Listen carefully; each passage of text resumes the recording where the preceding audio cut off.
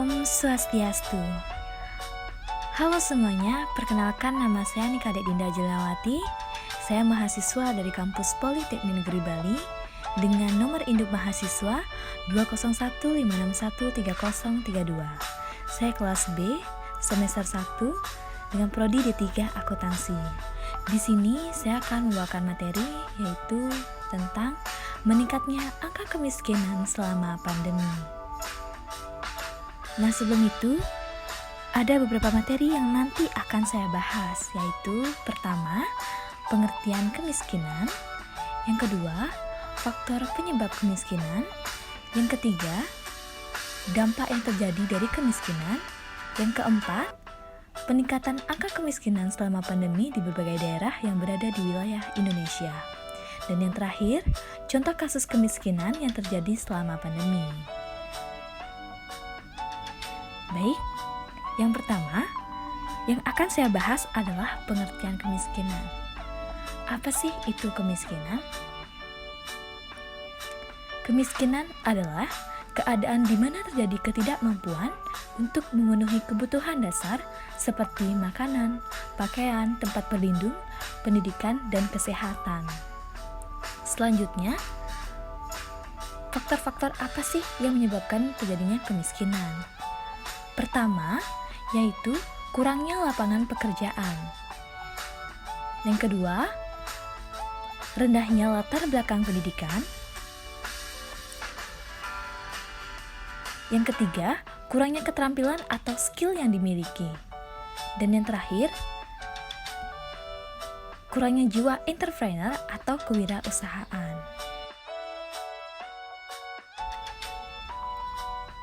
Nah, selanjutnya,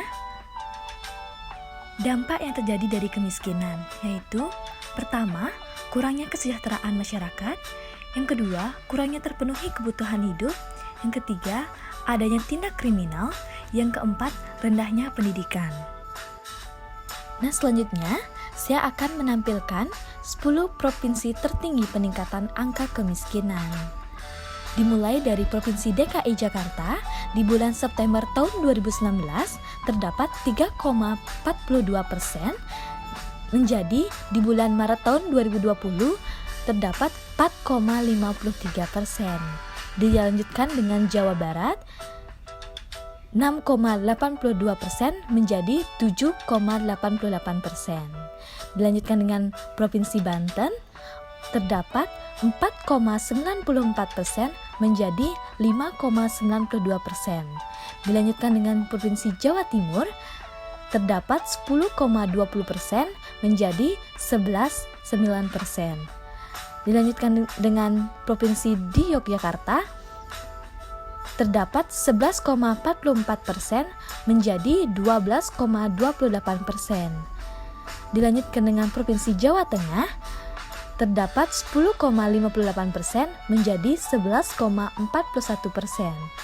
Dilanjut dengan Provinsi Bali terdapat 3,61% menjadi 3,78%. Dilanjutkan dengan Kepulauan Riau terdapat 5,80% menjadi 5,92%. Dilanjutkan dengan Sumatera Utara terdapat 8,63% menjadi 8,75%. Dan yang terakhir, dilanjutkan dengan Sumatera Selatan terdapat 12,56% menjadi 12,66%. Dan selanjutnya, saya akan menampilkan grafik angka kemiskinan. Di sini saya tampilkan grafik peningkatan angka kemiskinan yang terjadi selama pandemi dari bulan September tahun 2019 dan meningkat di bulan Maret tahun 2020. Baik, selanjutnya saya akan menampilkan video yang merupakan contoh kasus kemiskinan yang terjadi selama pandemi. Inilah salah satu potret kemiskinan yang dialami keluarga Niwayan Cublik di Desa Bunga Mekar, Pulau Nusa Penida, Kabupaten Kelungkung. Niwayan Cublik tinggal di sebuah gubuk kecil berukuran kurang lebih 2 kali 3 meter yang kondisinya sangat memprihatinkan. Selama ini, Niwayan Cublik selalu menunggu hasil kerja anaknya menjual kelapa muda untuk wisatawan yang berkunjung ke Pulau Nusa Penida. Namun, saat ini sudah lebih dari 8 bulan, sang anak tidak bekerja dan hanya menjadi petani penggarap di desanya. Sehingga untuk memenuhi kebutuhan sehari-hari, ia terpaksa menunggu bantuan yang diberikan pemerintah daerah selama masa pandemi COVID-19 ini. Porak-porandanya sektor pariwisata di tengah pandemi COVID-19 ini sangat ia rasakan. Sarang kuda diki, siram. Ada bapak. Ada bapaknya.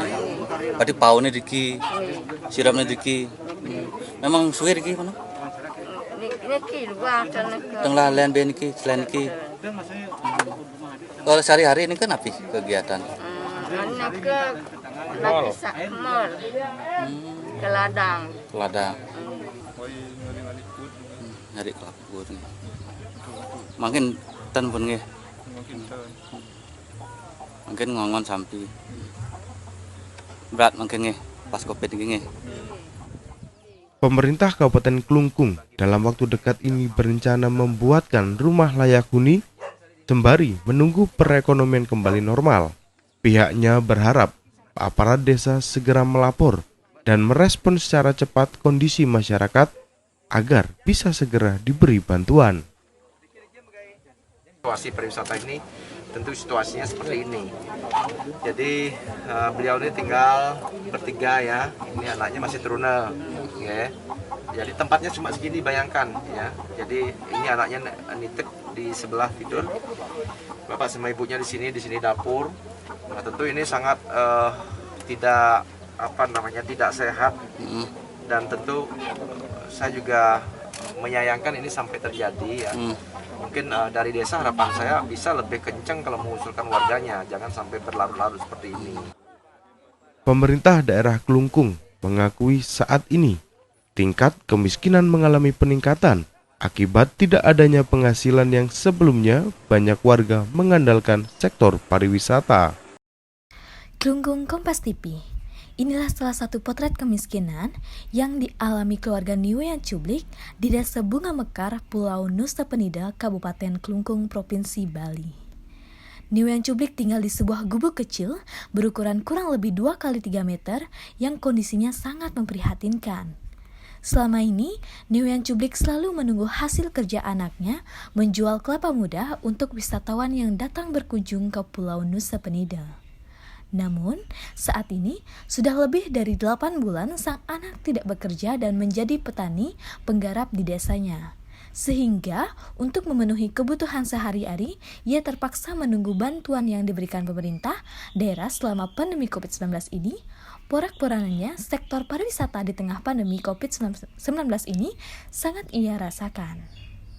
Sekian video presentasi dari saya.